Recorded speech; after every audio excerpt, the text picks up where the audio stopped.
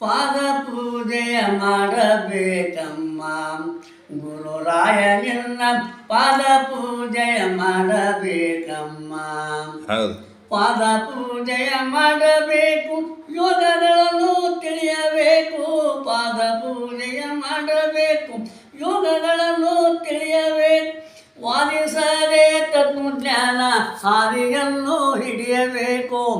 ಅಪ್ಪ ಗುರು ಲಿಂಗ ಜಂಗಮನು ತನ್ನೊಳಗರಿರೋ ಹರನ ಪೂಜೆಯ ಮಾಡಬೇಕಮ್ಮ.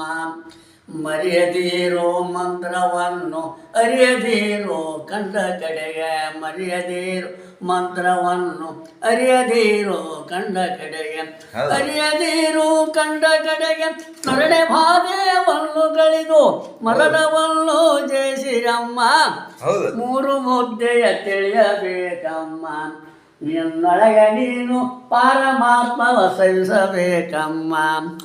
ಆರೂವರೆಯ ಹಾದಿಯನ್ನು ಬೇರೆ ಬೇರೆ ಮನಕ್ಕೆ ಹಚ್ಚಿ, ಬೇರೆ ಬೇರೆ ಮನಕ್ಕೆ ಹಚ್ಚಿ ಸೇರಬೇಕು. ಗುರುವಿನ ಹಿಡಿಯ ಧೀರತನದಿಂದ ಕೂಡಬೇಕಮ್ಮ. ತನುವಿನ ಆಸೆ ಹಿಡಿಯಬೇಡಮ್ಮ, ಬಲ್ಲವರ ಕೇಳಿ ನಿನಗೆ ನೀನೇ ತಿಳಿಯಬೇಕಮ್ಮ. ಜನನ ಮರಣ ಹರಣಗಳನ್ನು ತನಗೆ ತಾನೇ ದೂರು ಮಾಡಿ ಇನಯದಿಂದ ಪೂಜೆ ಮಾಡಿರಿ. ಗಣಗಣಗೆ ಆದ ಗುರುವಿನ ರತ್ನ ಮಂಟಪ ನಿಲ್ಲಿಸಬೇಕಮ್ಮ. ಆ ಜ್ವಾಲೆಯಲ್ಲಿ ಸತ್ಯ ವಸ್ತು ಕಾಣುತ್ತದಮ್ಮ. ಮುಕ್ತಿಪಾದ ಮಾರ್ಗದಲ್ಲಿ ವಿರಕ್ತನೆಂಬ ಚಲನೆ ಒಳಗೆ ಕರ್ತ ಬಸವ ಲಿಂಗ ದೇವನ್ ಗುರ್ತು ನೀವು ಕಾಣಿರಮ್ಮ.